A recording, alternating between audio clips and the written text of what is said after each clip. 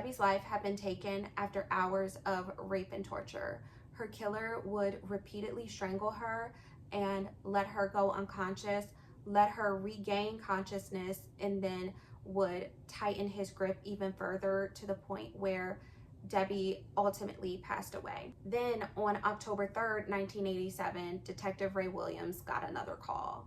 Just before 2 a.m., a man named Marcel had gotten home and he discovered his wife's lifeless body in their bedroom closet. Dr. Susan Helms was a neurosurgeon resident at the Medical College of Virginia. She was known for being dedicated and compassionate, and she just wanted to change people's lives. According to reports, Susan was last seen a little before 11 p.m. on Capitol Street in downtown Richmond, which is about a 9-minute drive from her Southside home. Dr. Susan's body was found nude from the waist up. She was bound with ligatures and she had been sexually assaulted. Detectives on scene were able to determine that Susan's killer was able to get in through her bedroom window. They noticed that a large portion of the window screen had been cut.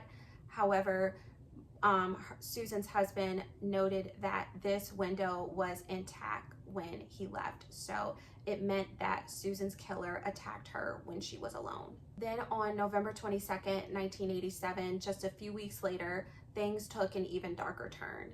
15-year-old Diane Cho was found murdered in her bedroom by her parents. 3 years before her death, Diane and her family immigrated from Korea. They moved to Southside Richmond, and at the time, her parents owned a convenience store in the VCU area. Diane had dreams and aspirations of becoming a doctor. She was known as the sweetest girl who was the light of her family.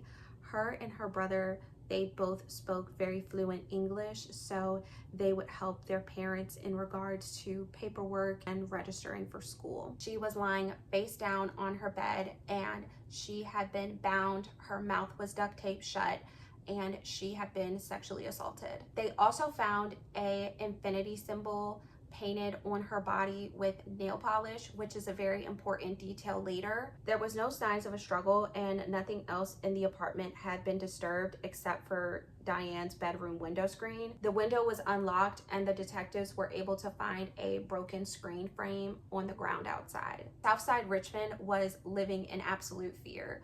Community meetings were packed and law enforcement was in the hot seat because residents truly wanted to know what they were doing to make sure that they were protected after 2 women and a child were brutally murdered in their homes. The killer had gotten bolder and bolder because he struck when Diane was in her bedroom getting ready to go to bed, and her parents and her siblings were in the next rooms over. And that is completely mortifying to think about. Neighbors decided that they were going to take matters into their own hands. Everyone was double checking, triple checking to make sure that their doors were locked. Animal shelters were getting cleared out because people were adopting dogs for protection, and even some residents went as far as nailing their windows shut. Now, by this point, the killer had been dubbed the Southside Strangler. Now, back in Arlington, Detective Joe Horgus was very frustrated with Richmond police. Richmond was going under the assumption that the killer was a white man. Now, keep in mind, at this point, Ted Bundy, the Hillside Strangler, and John Wayne Gacy had all been caught. However, killers like BTK and the Green River Killer were still out evading capture. However, in Arlington, they were able to determine that the DNA found at Susan Tucker's murder was that of a African-American man. Detective Horgus decided that he was going to turn to the FBI's Behavioral Analysis Unit in Quantico, Virginia. Here's the profile that they came up with. Their killer was between the ages of 18 and 30 years old, that this person was very organized and meticulous, meaning he often would stalk his victims and get a grip on their routine, and when he believed that they were alone, that is when he would strike. He would also commit these crimes very close to home, meaning he would target his victims based on proximity from where he lived. He was also a sexual sadist because evidence from the crime scene showed that he would strangle his victims until they lost consciousness, then let them regain it, and the cycle would arouse him, as he was the one who controlled whether they get to live or die. And finally, the profilers believed that there was a gap between the murders. So between 1984 and 1987, they believed that their guy was incarcerated during that 3-year period. So after receiving that FBI profile, Detective Horgus learned between late June of 1983 and late January of 1984,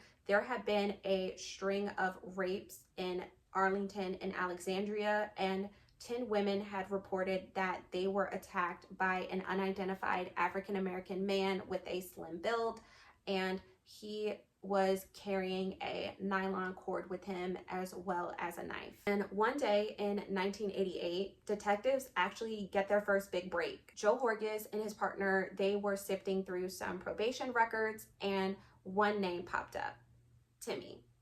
And Joe Horgus is trying to place this name because he knows it. He just cannot figure out this person's last name. And one day it immediately pops up to him: Timothy Spencer.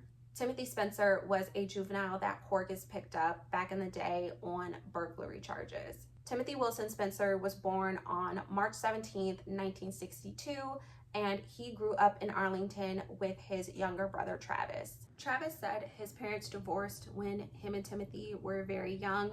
However, his mom did the best that she could to provide structure for them.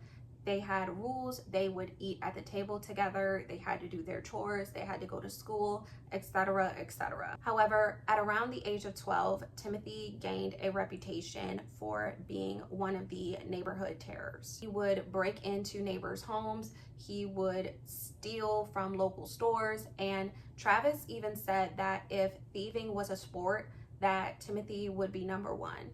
Travis also said that he remembered one day he actually stole from a local store and police arrested him and took him back home. Travis's mom is pissed and she's like, go to your room, like, you're done. And Travis is excited because, you know, he stole something just like his big brother, because at the end of the day, Travis wanted to appease his brother. And when Timothy found out about this, Timothy was actually pissed, and he was shocked because he was like, you know, what the heck, dude, I freaking stole something. Like, aren't you proud of me? And Timothy's like, no, dude, this is not you. You need to focus on other things, and you are going to be different than me, and you need to turn this around right now because I don't want you to upset our mother. And in 1984, Timothy was picked up on burglary charges and was sentenced to 3 years in prison. And after he was released, he was sent to a halfway house in, you guessed it, Southside, Richmond. And this halfway house was actually very close in proximity to Debbie Davis, Susan Helms, and Diane Cho's homes. And it was also very close to the Cloverleaf Mall, where all three of them frequented.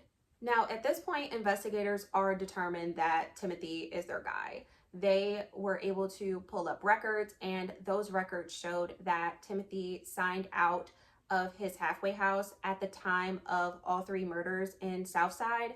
And they also learned that he was furloughed during the Thanksgiving holiday, so that way he could go visit his mother in Arlington. And they learned that his mother's home is actually not that far from Susan Tucker's home. So once Timothy became a person of interest, they also started digging into his past as well. They learned that he, of course, had this history of breaking into homes, and then it later escalated into him attacking and assaulting women. This was the pattern that FBI profilers predicted precisely. Authorities monitored him, and then on January 20th, 1988, they arrested him at his halfway house. And while they were there, they discovered that he had an infinity symbol drawn on his mattress, and that is the exact same symbol that was found on Diane Cho's body. So now at this point, Timothy is in custody, and they have been doing this 12-hour interrogation trying to figure out what the heck is going on. And Timothy is cold, he has no remorse, and he simply tells detectives that he has no idea what they're talking about. They eventually collect samples of Timothy's DNA, and after weeks of testing, they are able to confirm that Timothy is the Southside Strangler. Timothy's DNA was a perfect match to the DNA found at Susan Tucker, Debbie Davis, and Susan Helms murders. So between July of 1988 and June of 1989, Timothy is on trial for the rapes and murders in Arlington and Southside. DNA evidence convicted him of the murders of Susan Tucker, Susan Helms, and Debbie Davis. However, in Diane Cho's murder, the DNA was inconclusive, but he was still found guilty. DNA also linked Spencer to the 1984 murder of Carolyn Hamm, and because of this, David Vasquez was pardoned on January 4th, 1989, and after 4 years of prison, he was released and exonerated. After Spencer's convictions, he was sentenced to death for the 4 murders. However, he was not charged in Carolyn Hamm's murder. Now, of course, Spencer's lawyers immediately tried to appeal this. They said that the DNA was unreliable because, keep in mind, in the late 80s, DNA was really starting to play a factor in a lot more murder cases. CODIS was not even a thing yet. So this was in the early infancy stages. His team was like, this is unreliable, like it's all a setup, like no, this is not it. However, the Court of Appeals upheld the decision and the death sentence, and his execution date was set.